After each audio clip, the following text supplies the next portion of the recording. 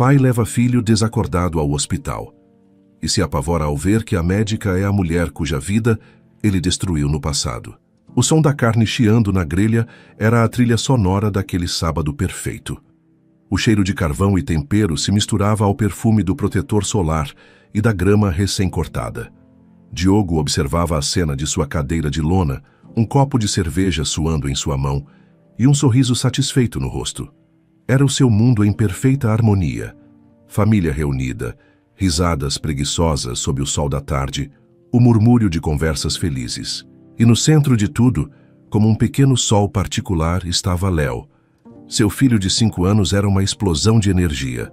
O cabelo castanho, liso como o dele, grudava na testa suada enquanto ele corria pelo gramado, chutando uma bola maior que suas pernas podiam controlar. A cada chute desajeitado, a cada tropeço que se transformava em um rolamento dramático na grama, uma gargalhada cristalina ecoava pelo jardim. Aquela risada, para Diogo, era o som mais valioso do universo.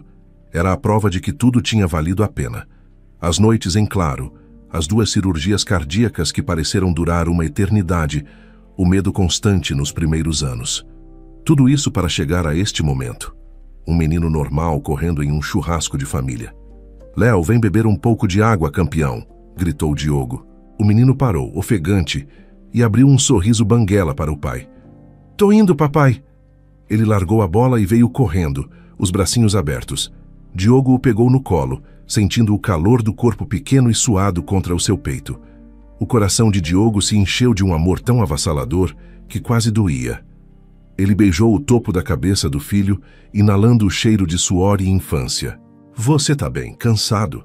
perguntou ele, examinando o rosto do menino por hábito, procurando qualquer sinal de fadiga excessiva, qualquer tom pálido demais. «Não, eu sou um super-herói», disse Léo, com a convicção absoluta que só uma criança de 5 anos possui. Ele pegou o copo de suco, bebeu em goles rápidos e se contorceu para descer. «Tenho que fazer um gol». Ok, vai lá, artilheiro». Diogo observou voltar para o campo improvisado. A imagem era perfeita. Um quadro de felicidade pura. Ele se recostou na cadeira, deu um gole na cerveja e fechou os olhos por um segundo, apenas para absorver a sensação. O som da risada de Léo voltou a preencher o ar. E então parou. O silêncio repentino foi como um alarme. Diogo abriu os olhos no mesmo instante. O que ele viu congelou o sangue em suas veias. Léo não estava mais correndo. Ele estava parado, o corpo estranhamente rígido, os olhos vidrados. A bola rolou para longe, esquecida. Por uma fração de segundo, Diogo pensou que era uma brincadeira, uma imitação de estátua. «Léo!» ele chamou, a voz já com uma ponta de pânico. O menino não respondeu. Seu corpo pequeno balançou para frente e para trás, como uma árvore sem raízes, e depois desabou. Não foi uma queda, foi um desligamento. Ele simplesmente caiu na grama, em silêncio. O mundo de Diogo se transformou em um túnel. Os sons do churrasco, a música, as conversas, se transformaram em um zumbido distante e irrelevante. Ele saltou da cadeira, derrubando o copo de cerveja no chão e correu. Cada passo parecia levar uma vida inteira. O gramado verde nunca pareceu tão longo. «Léo, filho!» Ele se ajoelhou ao lado do corpo minúsculo. O rosto de seu filho, antes corado pelo sol e pelo esforço, estava se tornando pálido, com uma tonalidade cinzenta que Diogo conhecia bem demais de seus pesadelos. Ele tocou o rosto do menino. Estava frio. E os lábios estavam ficando azuis. «Ele não está respirando!» gritou alguém atrás dele. A voz de sua esposa, Ana, soou como um eco de seu próprio terror. Diogo não pensou. Ele agiu. Pegou Léo nos braços, o corpo do filho mole e assustadoramente pesado. «Para o carro! Agora!» Ele berrou para ninguém e para todos. Ele correu pela casa, empurrando pessoas para fora do caminho, o desespero lhe dando uma força que ele não sabia que tinha. Ele não sentiu a porta do carro batendo em seu quadril, não ouviu os gritos confusos de seus parentes. Sua única realidade era o peso morto de seu filho em seus braços e a cor terrível de seus lábios. A viagem para o hospital foi um borrão de horror. Ele dirigia como um louco, a buzina pressionada constantemente, costurando entre os carros. Ao seu lado, Ana tentava fazer massagem cardíaca no banco do passageiro, chorando e rezando em voz alta. "Vamos, filho, por favor, respira. Respira pro papai." Diogo sussurrava, as lágrimas cegando sua visão, a voz rouca de pânico. "Aguenta firme, campeão. A gente tá chegando." Ele cantou os pneus na entrada de emergência do renomado hospital particular, saltando do carro antes mesmo de ele parar completamente. O ar-condicionado zumbia no lobby, uma lufada de ar frio que não fez nada para apagar o fogo do pânico. Ele irrompeu pela recepção, um grito primal rasgando sua garganta. "Ajuda, meu filho, ele não respira!" O caos controlado de uma tarde de terça-feira se desfez. Enfermeiros e médicos convergiram para ele, seus rostos uma mistura de urgência e profissionalismo. Uma enfermeira de olhos experientes e voz firme assumiu o comando, acionando o código azul pelo rádio. "Aqui, rápido, tragam a maca." As mãos de Diogo tremiam tanto que ele mal conseguia segurar Léo enquanto o transferiam para a maca. Ele sentiu o corpo do filho ser tirado de seus braços, e uma sensação de vazio e impotência o atingiu com a força de um soco. "Qual o histórico dele?" perguntou um médico jovem já empurrando a maca corredor adentro. "Cardiopatia congênita, hipoplasia do ventrículo direito." Diogo gaguejou, correndo para acompanhar o ritmo frenético da equipe. Ele já operou 2 vezes. A última foi há 1 ano. Disseram que foi um sucesso, que ele estava bem. Ele estava correndo no jardim agora mesmo. Sua voz falhou. A imagem de Léo rindo no gramado, tão vibrante e cheio de vida, colidiu brutalmente com a realidade do menino pálido. As portas duplas do setor de emergência se fecharam na sua frente. Um obstáculo físico que representava o abismo que agora o separava de seu filho. Do outro lado do vidro, ele via a equipe lutar, uma dança frenética e desesperada. Tubos foram inseridos, eletrodos colados ao peito pequeno, máscaras de oxigênio pressionadas contra o rosto. E então, um som. Um bip agudo e rítmico. Pipe, pipe, pipe. O monitor cardíaco. Cada bip era uma facada em seu peito, um lembrete torturante da fragilidade da vida de Léo. Mas era também a única coisa que o impedia de desmoronar completamente. Era a única linha de esperança a qual ele podia se agarrar. Ele desabou em uma cadeira de plástico azul dura e fria. Ele não estava sozinho. Ao seu lado, Ana, sua esposa, estava encolhida na cadeira, o rosto pálido e manchado de lágrimas. Eles não falavam. Apenas compartilhavam o mesmo ar rarefeito de terror, as mãos unidas em um aperto desesperado. Ele, Diogo, o empresário que comandava reuniões, que fechava negócios multimilionários com um aperto de mão, que acreditava controlar seu próprio destino, foi reduzido a nada. Todo o seu dinheiro, toda a sua influência, não valiam absolutamente nada diante daquelas portas fechadas. Ele não podia entrar, não podia ajudar, não podia fazer nada além de sentar, ouvir e rezar. Ele enterrou o rosto nas mãos, os ombros tremendo com soluços silenciosos. O mundo que ele havia construído com tanto cuidado, um mundo de certezas e privilégios, havia sido estilhaçado em um único instante de silêncio no gramado. Naquele momento, ele não era o herdeiro, o homem de sucesso. Ele era apenas um pai. E ao lado dele, uma mãe, ambos aterrorizados pela perspectiva de perder a única coisa que dava verdadeiro sentido à sua existência. E a única coisa que os conectava a essa existência era um bip eletrônico, frágil e assustadoramente instável. A unidade de terapia intensiva pediátrica era um mundo de opostos, silenciosa, mas ensurdecedora, calma, mas vibrando com uma tensão quase palpável. Era um santuário de tecnologia e esperança, onde cada bip e cada zumbido de máquina era uma nota na delicada sinfonia da sobrevivência. No centro de um desses pequenos universos de vidro e aço, o corpo de Léo parecia ainda menor, quase perdido em meio aos fios e tubos que o mantinham vivo. A equipe de emergência havia vencido a primeira batalha. O coração do menino estava batendo novamente e um ventilador respirava por ele. Dr. Marcos, o cardiologista pediátrico de plantão, Olhava para a imagem tridimensional do coração de Léo em um tablet, o senho franzido. Era uma obra de arte defeituosa, um mapa anatômico complexo, remendado por cirurgias anteriores.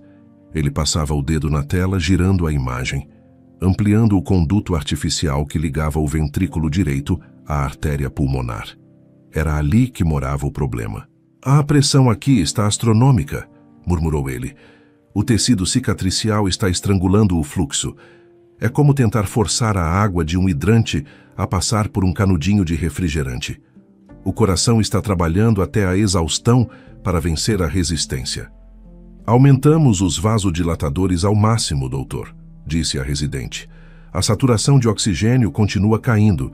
Estamos perdendo terreno." Dr. Marcos suspirou. Ele era um bom médico, mas conhecia seus limites. Tentar um procedimento de cateterismo para desobstruir aquilo seria como cutucar um castelo de cartas. O risco de uma ruptura ou de um colapso total era imenso. Havia situações em que bom não era o suficiente. Esta era uma delas. Ele olhou para o rosto pálido do menino, para o movimento ritmado do ventilador e tomou a decisão. "Isso está além da nossa intervenção padrão", disse ele, sua voz agora firme. "Não podemos arriscar mais nada. Preparem tudo o que temos sobre ele, todos os exames desde o nascimento. Precisamos da melhor." Ele fez uma pausa e o nome que pronunciou em seguida pairou no ar com um peso de reverência e quase medo. "Precisamos da doutora Camila." A residente arregalou os olhos. O nome era uma lenda no hospital e em todo o país. Doutora Camila não era apenas uma cirurgiã. Ela era a última esperança para casos considerados perdidos. Uma especialista em corações infantis complexos, com mãos que, segundo os boatos, se moviam com uma precisão que beirava o sobrenatural. Famílias viajavam de outros estados, vendiam o que tinham, apenas para conseguir uma consulta. Ela era conhecida por sua excelência técnica inquestionável, mas também por sua postura quase monástica. Era totalmente dedicada ao trabalho, vivendo em uma reclusão autoimposta. Sua vida pessoal era um buraco negro de informações. Ninguém sabia de onde ela vinha, se tinha família, se amava alguém. Sua única identidade conhecida era a de médica. "Mas é a folga dela, doutor." A residente hesitou. Ela disse especificamente que estaria incomunicável. Dr. Marcos a encarou, os olhos faiscando com urgência. "Eu não me importo se ela está no topo do Everest. A vida daquele menino depende disso. Ligue para ela. Agora." A quilômetros dali, em um apartamento que era um santuário de silêncio e ordem, Camila sentia um raro momento de paz se dissolver. A luz da cidade entrava suavemente pela janela panorâmica, transformando a metrópole caótica em um tapete silencioso de luzes distantes. O ar cheirava a chá de jasmim e papel antigo. Em seu colo, um pesado livro de história bizantina estava aberto, mas ela não lia as palavras. Apenas apreciava a sensação de não ter um alarme para soar, um prontuário para revisar, uma vida para segurar em suas mãos. Era sua única noite de folga em 3 semanas, um pequeno oásis em uma rotina que consumia tudo. Então, a paz foi quebrada. Seu celular pessoal, um aparelho simples que ela raramente usava, vibrou sobre a mesa de centro de vidro. O som foi estridente, uma violação naquele silêncio cuidadosamente construído. Ela sabia, antes mesmo de olhar, que era o hospital. Ninguém mais tinha aquele número. Um longo suspiro escapou de seus lábios. A calma se dissipou como fumaça, substituída pela familiar adrenalina fria. Ela se inclinou e atendeu, sua voz já desprovida de qualquer traço de descanso. "Camila." Do outro lado da linha, a voz tensa do Dr. Marcos derramou a situação em frases curtas e urgentes. "Camila, sou eu, Marcos. Desculpe a hora. Temos um menino 5 anos, pós-operatório tardio de Norwood Glen. Histórico complexo de hipoplasia. Colapso súbito em casa, parada revertida na emergência. A pressão no conduto pulmonar está crítica, a saturação está em queda livre mesmo com suporte máximo. Estamos perdendo ele." Ele fez uma pausa, e sua próxima frase foi o que selou o destino da noite de Camila. "Camila, eu nunca vi uma deterioração tão rápida em um caso como este. Precisamos de você." Camila fechou os olhos. As imagens do livro, as notas delicadas do chá, o conforto de seu sofá, tudo se desvaneceu. Em sua mente, um diagrama tridimensional de um coração infantil já se formava. As artérias e ventrículos brilhando em sua imaginação. Ela não pensou na noite de sono perdida, no livro que não terminaria. Ela pensou no desafio, no quebra-cabeça anatômico. Ela não hesitou por um único segundo. Me mande todas as imagens para o meu tablet agora. Sua voz era pura autoridade, calma e cortante. Estou a caminho. Preparem o centro cirúrgico para uma possível cateterização de emergência, mas avisem a equipe de perfusão para ficar de prontidão. Pelo que você descreve, vamos ter que reabrir. Chego em 20 minutos. Ela desligou antes que Marcos pudesse responder. A médica havia assumido o controle total. Camila se moveu pelo apartamento com uma eficiência robótica. O vestido confortável foi trocado pelo familiar uniforme cirúrgico azul que ela sempre mantinha pronto em casa. Prendeu o cabelo longo em um coque apertado e funcional. Não havia um pingo de vaidade em seus gestos, apenas propósito. Enquanto calçava os sapatos, seus olhos passaram por uma única fotografia em uma prateleira discreta. A foto de uma senhora sorridente, de olhos gentis e cansados. Por um instante, uma sombra de dor passou por seu rosto, uma rachadura quase imperceptível em sua máscara de controle. Mas foi apenas por um instante. Ela balançou a cabeça, afastando a memória, e pegou as chaves do carro. O caminho para o hospital não foi uma corrida desesperada como a de Diogo. Foi uma demonstração de velocidade controlada. Ela guiava seu carro simples e eficiente, com a mesma precisão com que manejaria um bisturi, cortando o tráfego noturno, antecipando os sinais, explorando cada brecha. Sua mente já não estava no carro. Estava no peito de um menino de 5 anos que ela nunca tinha visto. Analisava as possíveis causas da falha, as abordagens cirúrgicas, os riscos, as variáveis. Cada caso era uma batalha. Um inimigo complexo e traiçoeiro chamado Morte, que tentava roubar o futuro de uma criança. E ela era a general, a estratega que entrava no campo de batalha quando todos os outros já haviam recuado. Ela não lutava por glória ou por gratidão. Lutava porque era a única coisa que sabia fazer. Era para isso que vivia. Cada coração que ela consertava era uma forma de silenciar os fantasmas do passado. Camila entrou no hospital como uma força da natureza. A equipe da UTI, que estava tensa e operando no limite, pareceu endireitar a postura coletivamente. A presença dela tinha esse efeito. Onde havia incerteza, ela trazia um foco afiado como um bisturi. O respeito que emanava da equipe era quase visível, uma onda que abria caminho para ela. Doutora Camila, disse Dr. Marcos correndo ao seu encontro, o alívio estampado em seu rosto. Ele lhe entregou o tablet. As imagens estão todas aí. Ele está na UTI 2. O pai está na sala de espera ao lado. Camila pegou o aparelho sem diminuir o passo. Seus olhos já devoravam os dados na tela, os dedos deslizando e ampliando as imagens do coração de Léo. Sua mente já processava as informações. Vou para a minha sala por 10 minutos para analisar isto sem interrupções, disse ela, sua voz calma, mas com um tom que não admitia objeções. Depois, antes de examiná-lo, vou falar com o pai. Dr. Marcos pareceu surpreso. Era incomum para Camila, que geralmente ia direto ao problema técnico ao paciente. Mas ele apenas assentiu. Claro, doutora. Ela, no entanto, não foi para sua sala. Com o tablet ainda em mãos, sua mente fervilhando com gradientes de pressão e anomalias de fluxo sanguíneo, ela caminhou na direção oposta, em direção à sala de espera da UTI. Não era para conversar. Era um ritual. Antes de mergulhar no quebra-cabeça de um coração, ela gostava de ter um vislumbre, ainda que de longe, do epicentro humano daquele terremoto médico. Ver a família, o rosto da ansiedade, a lembrava do que estava em jogo, de uma forma abstrata e controlada. Era um dado a mais em sua equação, um lembrete do porquê sua precisão era tão vital. Ela parou a uma distância segura, parcialmente oculta pela moldura da porta. A sala de espera era pequena, estéril, pintada em um tom de bege que tentava ser calmante, mas só conseguia ser deprimente. Havia um casal ali. O homem estava curvado em uma cadeira de plástico, a cabeça enterrada entre as mãos, os ombros largos tremendo com soluços que ela não podia ouvir, mas podia sentir.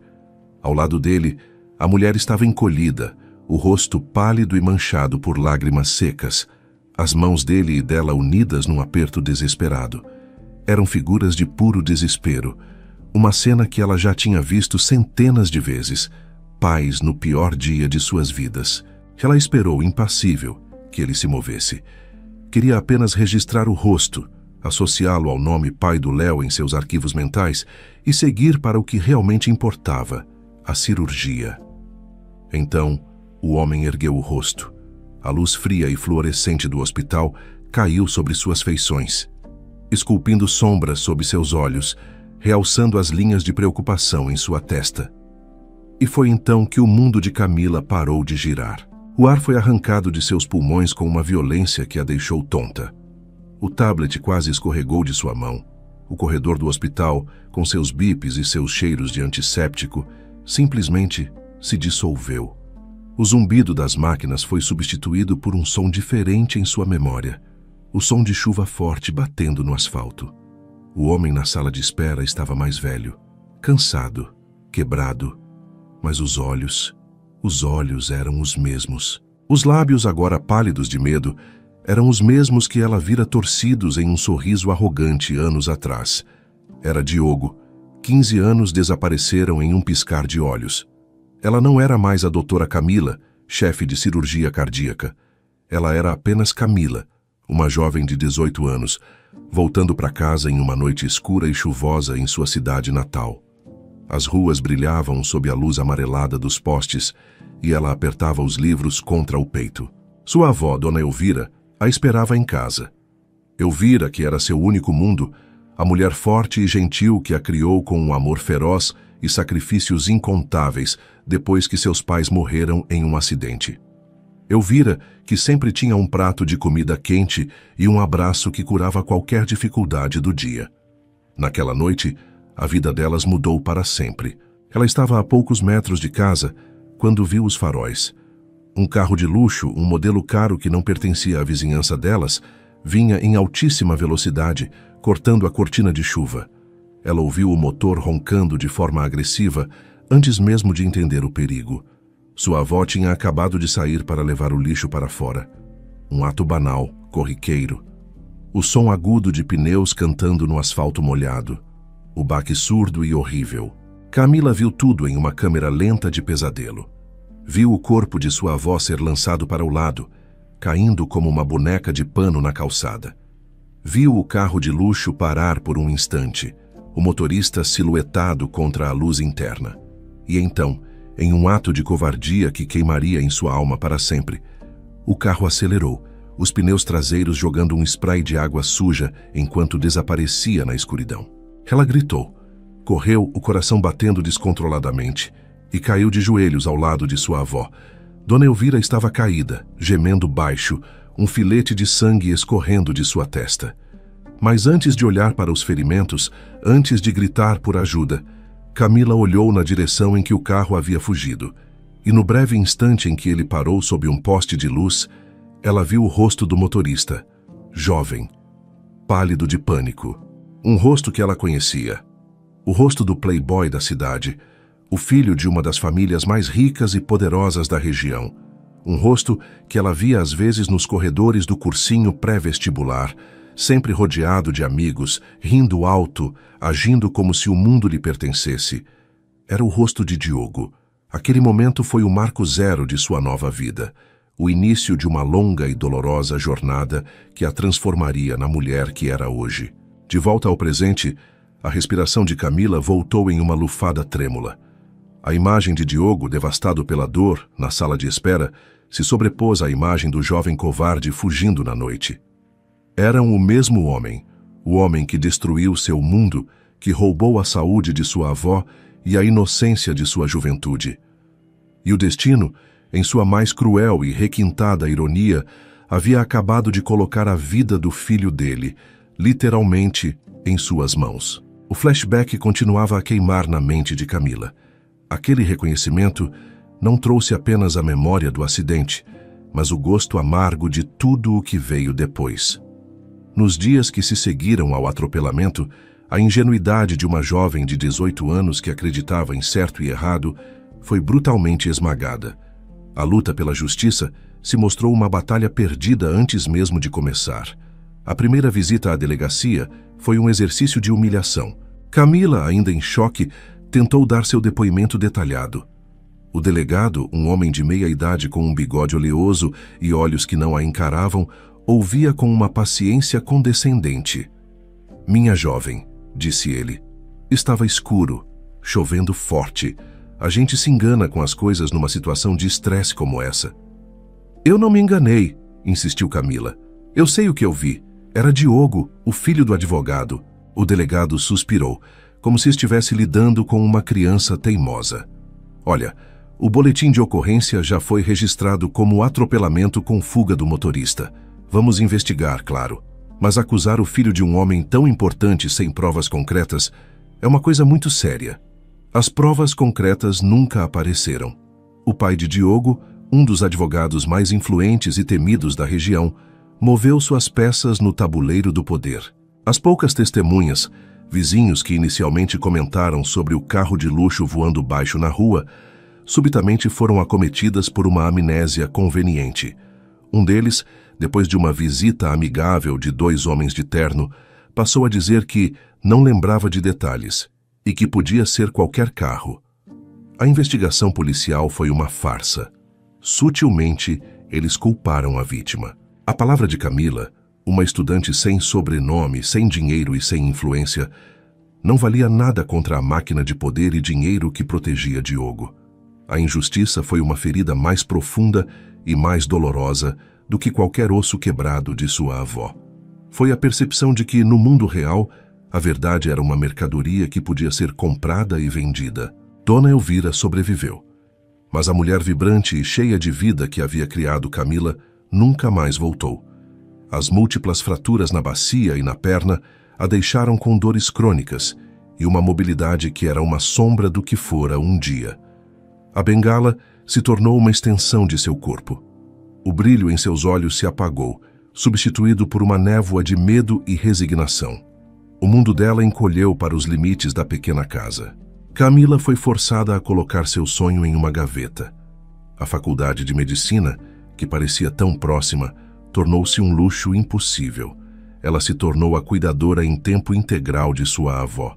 Sua rotina passou a ser marcada por horários de remédios, visitas a fisioterapeutas no sistema público de saúde e o esforço para fazer o pouco dinheiro que tinham durar até o fim do mês. Cada gemido de dor de Elvira durante a noite, cada dificuldade para subir um degrau, era uma punhalada no coração de Camila, um lembrete constante da impunidade de Diogo, que provavelmente continuava sua vida de privilégios sem sequer uma noite de sono perdida. A amargura começou a crescer dentro dela como uma erva daninha. Viver naquela cidade se tornou uma tortura diária. Incapaz de continuar respirando o ar da sua derrota, Camila tomou a decisão mais difícil de sua vida. Vendeu a pequena casa da família, o único lar que já conhecera, o santuário de suas memórias mais felizes. Com o dinheiro, mudou-se com a avó para a capital, um lugar anônimo onde ninguém as conhecia. A desculpa era buscar melhores tratamentos, mas a verdade é que ela precisava fugir. Foram anos de uma dificuldade brutal.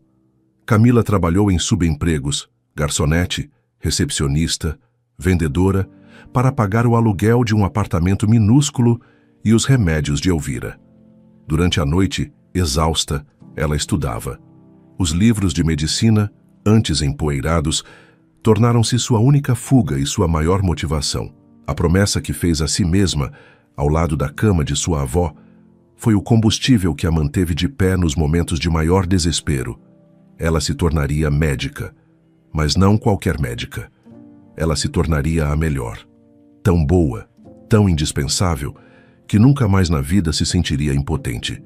Tão respeitada que sua palavra jamais seria ignorada novamente. Dona Elvira faleceu 5 anos após a mudança. Seu corpo, enfraquecido pela inatividade e pela dor crônica, finalmente cedeu. Em seu leito de morte, ela segurou a mão de Camila. Eu sei que você guarda muita raiva no coração, minha filha, sussurrou ela. Não deixe a amargura te consumir. Ela é um veneno que só machuca quem o carrega. Ela apertou a mão de Camila. Você tem uma força incrível. Use essa força para curar, não para odiar. Prometa para mim.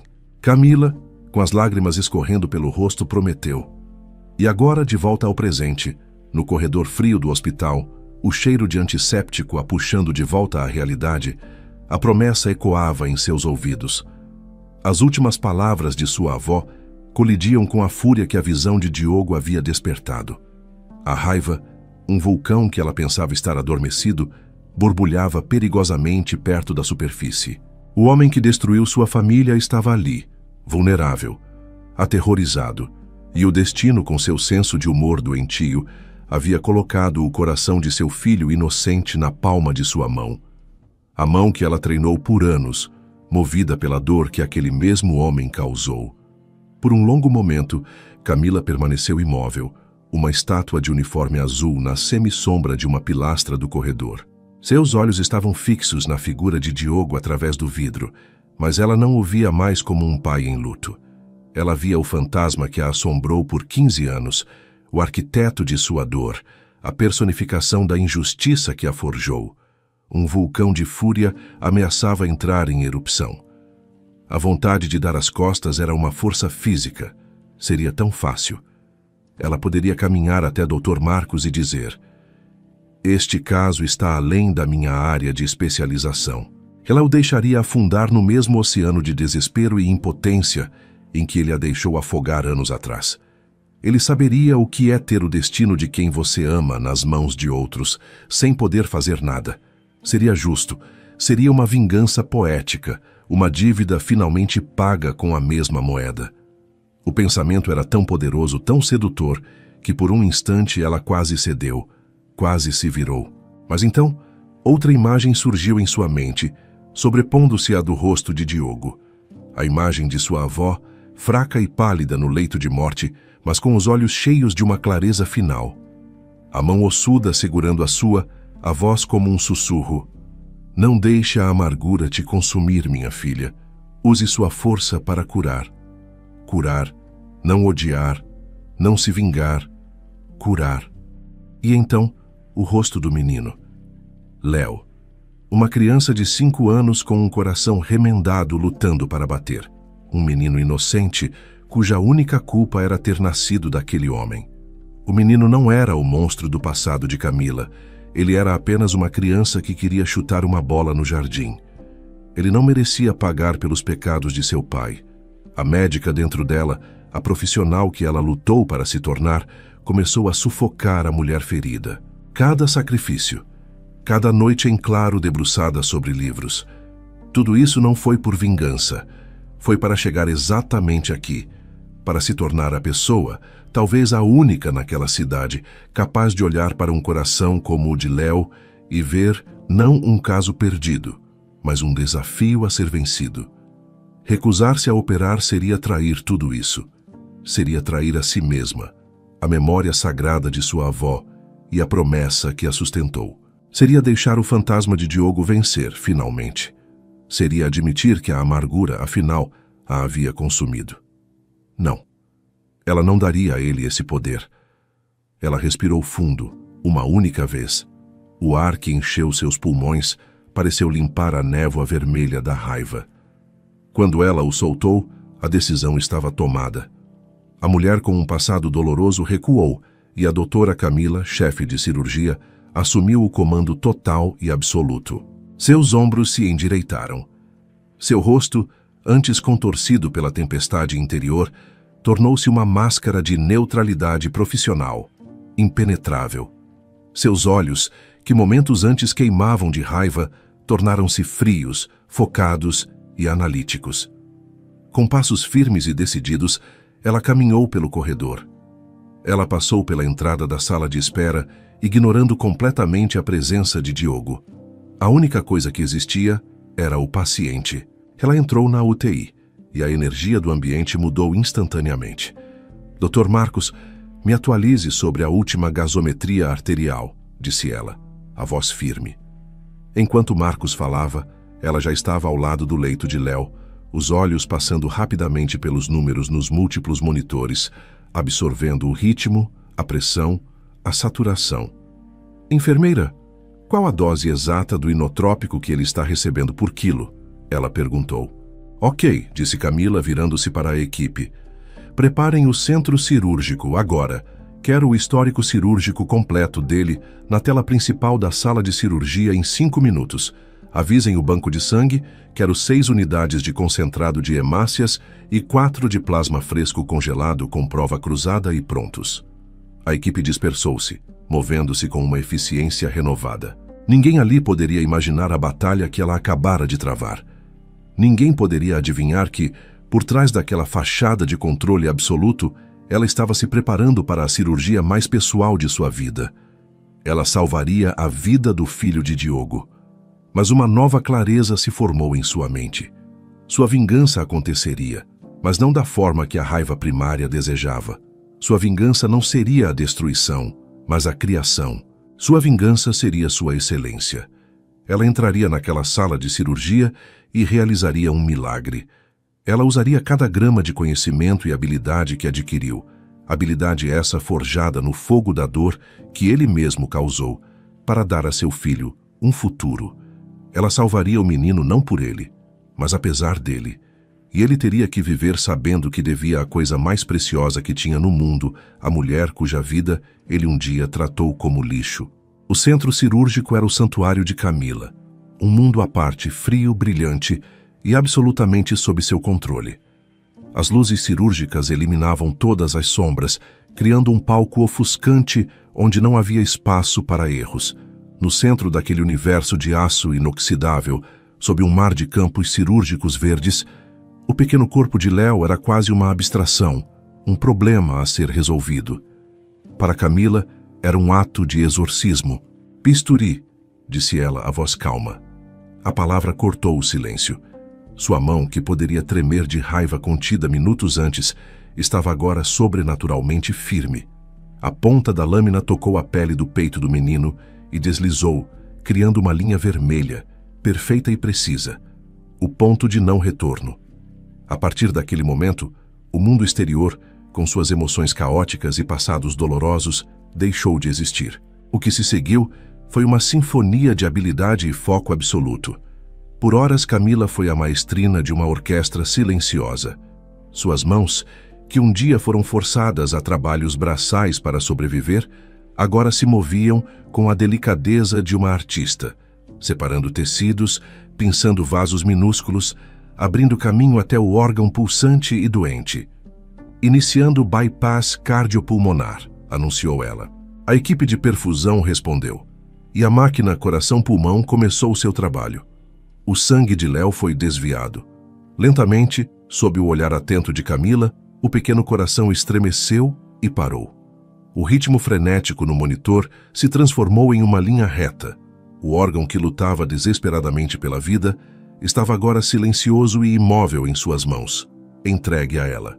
Com o coração parado, ela pôde finalmente ver o inimigo cara a cara. E era pior do que as imagens sugeriam. O conduto artificial, implantado na cirurgia anterior, estava quase completamente obstruído. Um tecido cicatricial denso e fibroso, duro como couro, o envolvia e o estrangulava. A reconstrução terá que ser total, informou ela à equipe, sem um pingo de alarme em sua voz, apenas constatação. Me dê a tesoura de Potts. Ela não estava apenas consertando um defeito, estava desfazendo o trabalho anterior e construindo algo novo. Era uma dança delicada e mortal sobre o abismo. Cada corte tinha que ser exato ao milímetro. Cada ponto de sutura, com um fio mais fino que um fio de cabelo, tinha que ser perfeito. Um movimento em falso, um nó mal apertado, e o desastre seria imediato e irreversível. Sua mente entrou em um estado de fluxo, um lugar de concentração tão profunda que o tempo perdeu o sentido. Diogo, a chuva, a injustiça, tudo se desvaneceu na luz brilhante sobre a mesa. Ali, ela não era a vítima impotente de seu passado. Ali, ela era onipotente. Era a salvadora. a Criadora. O poder estava todo em suas mãos. Ela cortou o tecido doente com uma precisão implacável, como se estivesse excisando um tumor de sua própria alma. Ao pegar o novo conduto, um tubo sintético e flexível, e começar a costurá-lo no lugar, ela sentiu algo se transformar dentro de si. Cada ponto que ela dava não era apenas para ligar um vaso sanguíneo.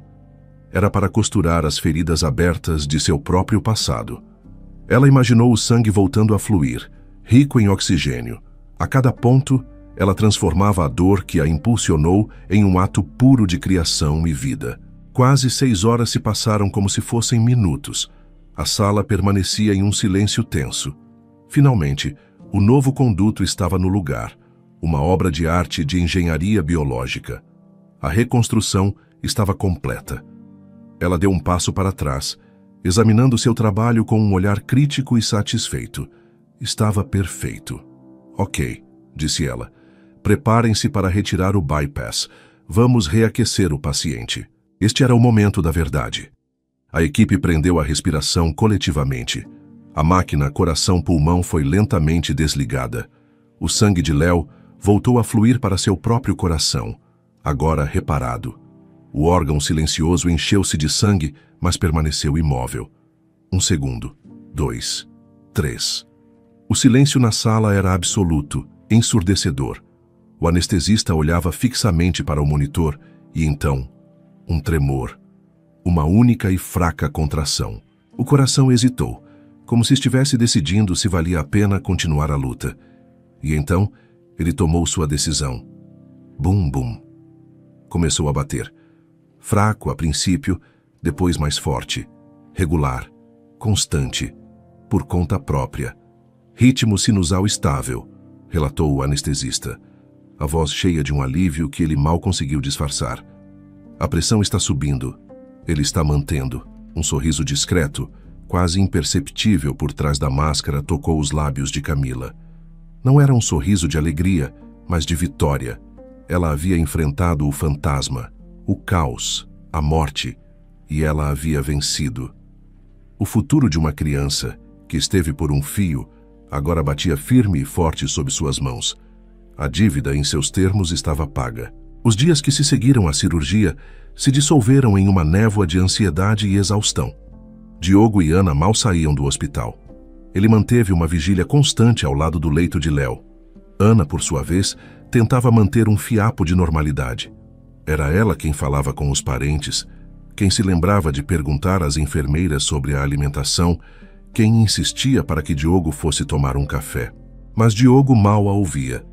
Seus olhos estavam fixos no filho, mas sua mente estava em outro lugar. Ele era grato pela força de Ana, mas sentia-se um impostor ao seu lado. A dor dela era pura. A dele vinha contaminada por uma culpa antiga que ele não ousava nomear. Ele observava. Observava o peito de Léo subir e descer, os números nos monitores, aprendendo a decifrar os códigos da vida. E quando não estava observando, ele lia. Com a voz baixa e suave, lia as mesmas histórias que lia em casa. Livros sobre dinossauros aventureiros e ursos que se perdiam na floresta. Suas palavras, uma tentativa de tecer um fio de normalidade sobre aquela paisagem de tecnologia médica. E então o T-Rex decidiu que ia abrir uma sorveteria, sussurrava ele. Quando você acordar, campeão, a gente vai tomar o maior sorvete do mundo. No meio de sua vigília, havia as visitas dela. Doutora Camila fazia suas rondas diárias com a precisão de um relógio suíço e a distância emocional de uma rainha. Suas interações eram curtas, clínicas e dolorosamente impessoais.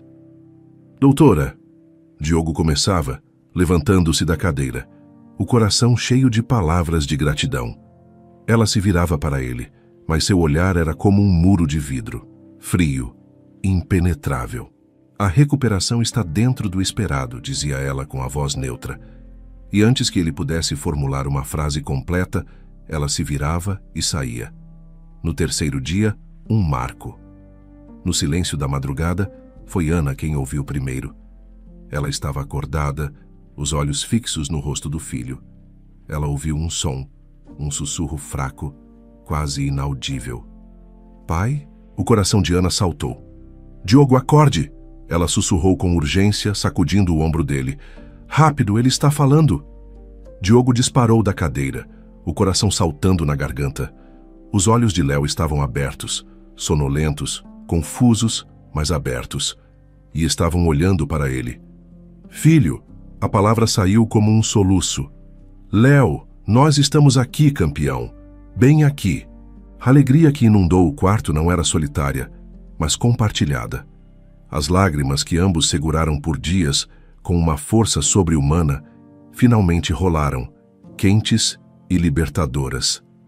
Diogo segurou uma das mãozinhas de Léo, enquanto Ana segurava a outra, beijando-a repetidamente. Você voltou. Você voltou pra gente. A partir daquele momento, a recuperação de Léo progrediu em uma velocidade que surpreendeu a todos. A cor voltou às suas bochechas. Uma tarde, enquanto assistia a um desenho na pequena TV do quarto, Léo se virou para o pai, a voz agora muito mais forte. Pai, eu quero ver ela. Ela quem, filho? A doutora Camila, disse ele com seriedade. A enfermeira disse que ela salvou minha vida. Eu quero agradecer a ela. Ela salvou minha vida, não foi? A pergunta inocente de Léo pairou no ar, mas para Diogo, ela soou como uma convocação. Ele precisava quebrar aquele muro de gelo, por seu filho e por si mesmo. Na tarde em que Léo foi transferido da UTI para um quarto normal, Camila foi fazer sua avaliação final. Quando ela entrou, a cena à sua frente a desarmou por uma fração de segundo. Diogo estava na beirada da cama e Léo, com um sorriso radiante, gargalhava de um desenho. A risada era forte e saudável, a prova viva do milagre dela. Doutora, disse Léo notando-a, olha, eu consigo rir sem ficar cansado. Camila sorriu genuinamente para o menino, mas quando seus olhos cruzaram com os de Diogo, a máscara de neutralidade voltou. Ao final do exame, ela se virou para sair. Doutora, por favor, a voz de Diogo era quase uma súplica. Eu preciso falar com você. 1 minuto, a sós. Ela lutou contra seu instinto de recusar, mas algo na vulnerabilidade dele a fez ceder. Eles se encontraram em uma pequena sala de conferências vazia. O silêncio entre eles era pesado, denso, com 15 anos de história não dita. Eu não sei como agradecer, começou Diogo, mas eu preciso entender. Essa distância, essa raiva que eu sinto em você. Eu te conheço de algum lugar, não conheço? Foi a deixa. Camila o encarou diretamente, não como médica, mas como vítima para seu algoz. Sim, você me conhece, disse ela, a voz baixa vibrando. 15 anos atrás, uma noite chuvosa, um carro de luxo em alta velocidade e uma senhora idosa deixada na sarjeta para morrer.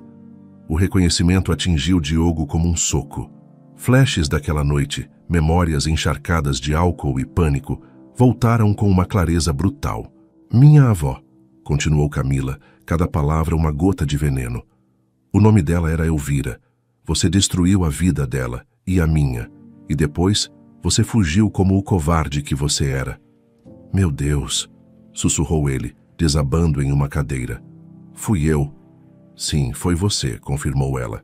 Você e a influência do seu pai garantiram que a justiça nunca fosse feita. Mas o destino tem um senso de humor doentio, não acha? Ele te trouxe até mim e colocou a vida do seu filho nas minhas mãos. Diogo a olhava de baixo, o horror e uma vergonha avassaladora estampados em seu rosto. Eu era um garoto estúpido e covarde. Não tenho desculpas, gaguejou ele. Eu juro por Deus que não sou mais aquele homem. Ter o Léo, isso me mudou, por favor. O que eu posso fazer para me redimir? A pergunta pairou no ar. E Camila encontrou um caminho que não era nem o perdão nem a vingança passiva. Era a justiça. Você quer se redimir? Disse ela, a voz calma e letal. É muito simples. Pague pelo que fez. Não com dinheiro, não com desculpas, com a verdade. Vá até a polícia e confesse. Confesse o atropelamento e a fuga. Conte a todos o crime que seu pai acobertou. Essa é a única redenção que existe para você. Esse é o seu preço. O ultimato de Camila ecoou na mente de Diogo. Ele voltou para o quarto do filho como um sonâmbulo. Léo dormia, mas Ana estava lá. O que aconteceu? Perguntou ela. Você está pálido. Falou com a doutora? Diogo fechou a porta. Ele sabia que não podia mais carregar aquilo sozinho. Sua redenção não começaria na delegacia, mas ali, com a mulher que era sua parceira. Ana, eu preciso te contar uma coisa. Sua voz era um fio. Sobre o passado, sobre por que a doutora Camila nos trata assim. Ela não é uma estranha. E então, pela primeira vez em 15 anos, ele contou tudo. A noite chuvosa, a bebida, a velocidade, o baque, o pânico, a covardia da fuga. Contou sobre a avó dela, Elvira, e contou sobre o ultimato. A reação de Ana passou por todas as fases do choque, a incredulidade, a dor da mentira guardada por tantos anos, uma sombra de raiva. Mas quando ela olhou para o homem quebrado à sua frente, o pai devotado de seu filho, ela não viu o playboy de 15 anos atrás. Ela viu o homem que velou por dias ao lado da cama de Léo, e ela entendeu. Então vá, ela disse, a voz firme por baixo da dor. Vá e se torne o homem que Léo pode admirar quando souber de tudo isso um dia. Cumpra o que ela pediu. Nós vamos esperar por você. Eu e ele. Nós vamos ficar bem. O apoio dela não foi uma absolvição, mas foi a permissão que ele precisava. Ele a abraçou, um abraço que continha um pedido de perdão e uma promessa de futuro. O papai precisa resolver umas coisas muito importantes, disse ele ao filho. Vou ter que ficar fora por um tempo, mas eu quero que você saiba que eu te amo mais do que tudo no universo. Ele pegou um táxi na porta do hospital. Diante de um delegado, sua voz tremeu, mas não falhou. Meu nome é Diogo e eu estou aqui para confessar um crime. A notícia caiu como uma bomba. Escândalo, empresário confessa crime que vitimou idosa há 15 anos. O nome de sua família, antes sinônimo de poder, agora estava ligado à vergonha. Camila acompanhou tudo à distância. Ver a foto de Diogo nos portais de notícias não lhe trouxe triunfo. Em vez disso, sentiu um vazio estranho e complexo. Era o silêncio após uma batalha de 15 anos. O julgamento foi rápido. Diogo foi sentenciado a uma pena de prisão em regime semiaberto.